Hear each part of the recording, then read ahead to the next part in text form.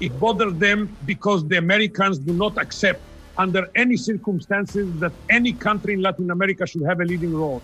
They believe that the countries of Latin America must all remain subordinate to the guidance of the U.S. state. Imagine this.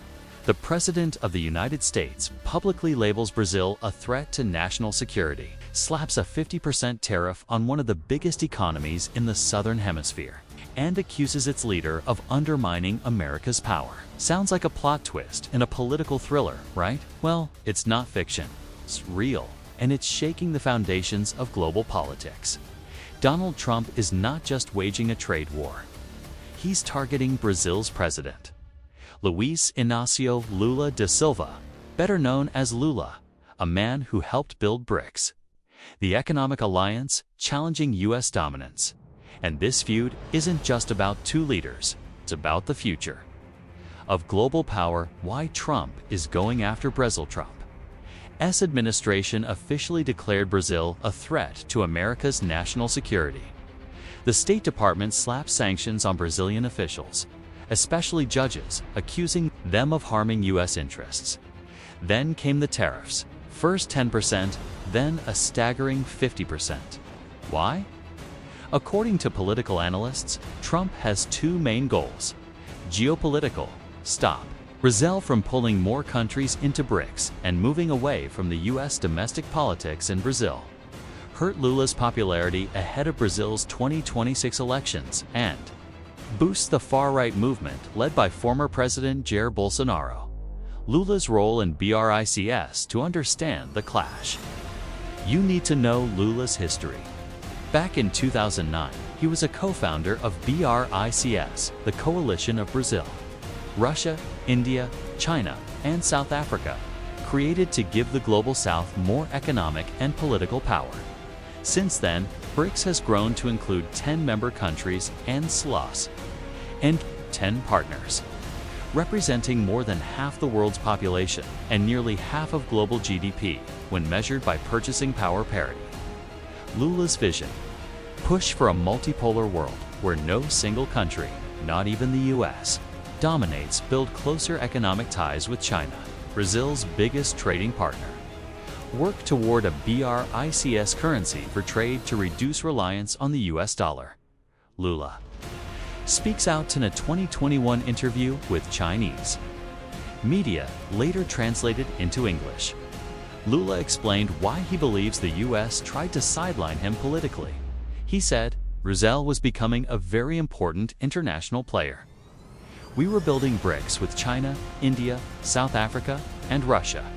We even considered creating a currency for trade so we wouldn't depend on the dollar. Our relationship with China grew 16 times during my presidency. That bothered the Americans.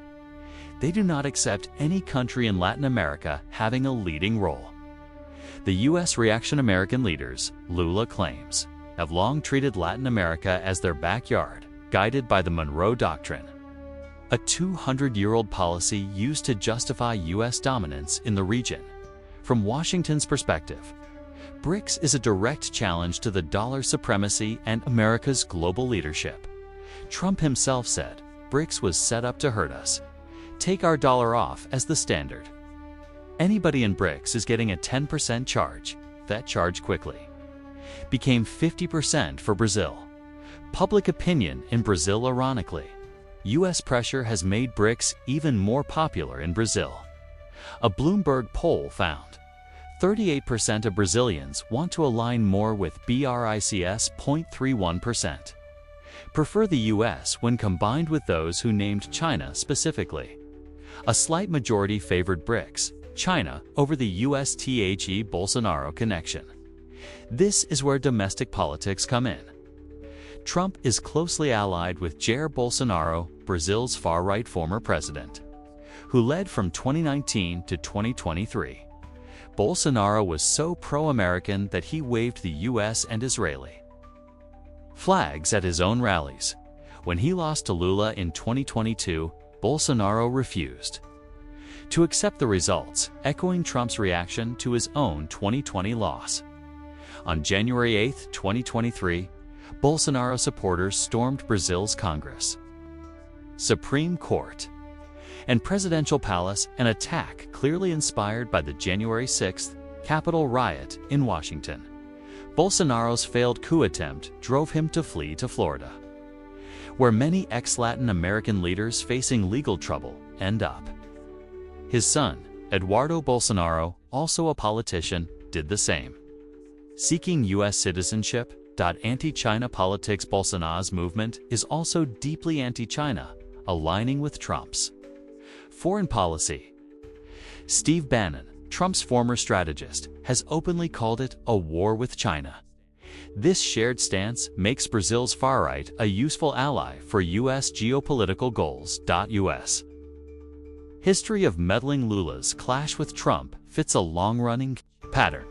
Chile 1973. U.S. backed a coup against President Salvador Allende. Guatemala 1954. Honduras 2009. Bolivia 2019. Similar U.S.-linked overthrows. Brazil itself. The 1964 military coup had U.S. support. More recently, soft coups used legal systems to oust left-leaning leaders, including Lula, who was imprisoned on charges, later thrown out by Brazil's Supreme Court and criticized by a UN Human Rights Committee as politically motivated. The big picture: this isn't just a feud between two leaders. It's part of a bigger geopolitical shift. The U.S. wants to protect its economic Greek's dominance and the dollar's global role. Brazil and BRICS are building a multipolar order with China and Russia. Public opinion in Brazil is shifting away from the U.S. Trump's aggressive approach might be backfiring, strengthening Lula's hand and making BRICS more appealing to Brazilians and the wider Global South. Brazil's counterattack. How Lula is flipping the script on the U.S. Lula's counterpunch. Lula didn't sit quietly while Washington turned up the heat. He hit back hard, saying, "The interference of the North American government in Brazilian justice is unacceptable." He reminded the U.S. that in Brazil, the law applies to all companies, even American tech giants like Twitter, now rebranded X by Elon Musk. And that's where another front in this conflict opens up. Big tech in the crosshairs. Lula's government has been regulating U.S. tech companies accused of spreading disinformation and meddling in Brazil's politics. Musk has made no secret of his dislike for Lula and his friendship with Bolsonaro. When the government pushed for regulation, Musk and his allies cried free speech.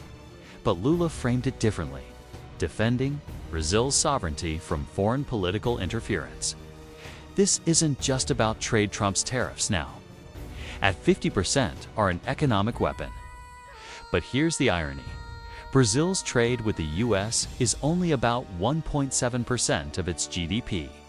So, when Trump tried to play economic hardball, Lula basically said, "Fine, we'll find other customers." And he wasn't bluffing. We are interested in creating a trade currency among other countries. I'm not obligated to buy dollars to trade with Venezuela, Bolivia, Chile, the EU, or China. We can trade in our own currencies. That's not just a clapback, it's a blueprint for de-dollarization. Shifting trade. Brazil already trades more with China than with the United States. In fact, China is its #1 trading partner, and Brazil actually has a trade surplus. With Trump's tariffs making U.S. trade less attractive, Brazil is doubling down on economic ties with the Global South countries in Latin America, Africa, and Asia that have also felt the weight of U.S. sanctions and political interference. And this isn't just a theory, it's happening in real infrastructure projects. The China-Brazil Railway, one of the biggest game changers on the table, is a proposed transcontinental railroad, linking Brazil's Atlantic coast to the Pacific port of Chancay in Peru. Recently built by a Chinese state-owned company, this route would slash shipping times between South America and Asia, making trade with China faster and cheaper, and reducing dependence on U.S.-controlled shipping routes. Brazil's official BRICS 2025 chairmanship site described it as a strategic partnership aimed at fostering cooperation among countries of the Global South, strengthening BRICS' presence on the continent and amplifying its voice in global affairs. Lula's global tour in 2025. Lula has been on a diplomatic marathon visiting China, Russia, and other BRICS partners. Standing next to Chinese President Xi Jinping, Lula said, "Despite the more than 15,000 kilometers that separate us, we have never been closer." He sees China not just as a trading partner, but as a political ally to help unify Latin America through CELAC, the Community of Latin American and Caribbean States. It's a regional bloc designed to promote economic and political integration. Without the U.S. at the table, mediating global conflicts, Lula has also been positioning Brazil as a diplomatic mediator. Alongside China, Brazil proposed a peace plan for the war in Ukraine, calling for an end to NATO expansion and recognizing Russia's security concerns. The U.S. and its allies ignored it, but it sent a message. Brazil wants a voice in major global conflicts, not just in regional affairs. The historical context to understand why Lula pushes so hard for independence from the U.S. You have to look at history. Latin America has decades of U.S.-backed coups on its record in Chile, Guatemala, Honduras, Bolivia, and yes, Brazil. In Lula's own political career, he's seen these tactics up close. In 2018, when he was leading in presidential polls, he was jailed on corruption charges that were later thrown out by Brazil's Supreme Court. The UN Human Rights Committee ruled the prosecution was politically motivated, essentially lawfare designed to keep him out of power. And during all of this, U.S. agencies were involved, providing training, funding, and political cover to the Brazilian officials pushing the charges. The Bolsonaro's presidency was the high point for U.S. influence in Brazil in recent years. He followed Washington's lead on almost everything, from foreign policy to economic alignment, while attacking China and cozying up to Trump. But when Bolsonaro lost in 2022 and tried to overturn the results, the coup failed. He fled to Florida. Just like other Latin American leaders who fell out of power but still had U.S. backing. Why Trump's strategy might backfire. Trump's attack on Brazil may have been designed to weaken Lula and BRICS, but it's producing the opposite effect. Public opinion in Brazil is shifting toward BRICS, and away from the U.S. trade is moving toward China and other global South countries. Infrastructure like the Brazil-Peru-China rail link is bypassing U.S. influence. Diplomatic alliances are strengthening. From Latin America to Asia, the global trend. Brazil isn't alone. Across South America, more countries are trading more with China than with the U.S. the farther they are from Washington's reach. The stronger this trend. Argentina, Chile, Peru, Bolivia, China is already their top trading partner. Mexico, Central America, Colombia, still more tied to the U.S., but the gap is shrinking. Trump's tariffs meant to punish are actually accelerating this shift. What? Multipolarity looks like. Multipolarity isn't just about economics. It's about changing the power map. No single world police calling the shots. Regional powers like Brazil having their own influence. Trade in multiple currencies. It's not just the dollar. For the U.S., this is a nightmare scenario. For Lula and BRICS, it's the goal. If Brazil succeeds in building stronger ties with China, Russia, and other BRICS members, it could lead to a new trade currency that competes with the dollar, reduced U.S. influence in Latin America, a political bloc that can resist sanctions and economic pressure. And remember, Brazil is the largest country in Latin America by both land and GDP. If it moves firmly out of America's orbit, others may follow. This isn't just a story about tariffs or one political rivalry. It's about a global power shift where the U.S. is no longer the uncontested leader, and countries like Brazil are rewriting the rules.